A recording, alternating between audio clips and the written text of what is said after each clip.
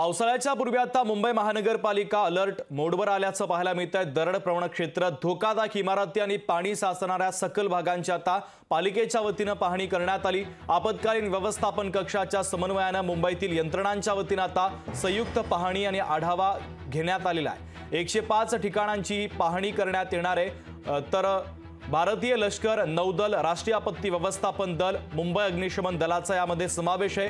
बचाव मदत कार्याच्या प्रसंगी योग्य समन्वय राखून कार्यवाही करण्याच्या दृष्टीने आता यंत्रणांनी चाचपणी सुरू केलेली आहे। महत्त्वाची आणि मोठी बातमी मुंबईतील आपण पाहतोय, कारण पावसाळ्याच्या पूर्वी मुंबई महापालिका अलर्ट झाल्याचं पाहायला मिळतंय। दरड प्रवण क्षेत्र, धोकादायक इमारती आणि पाणी साचणाऱ्या सखल भागांची आता पाहणी केली जाणार आहे।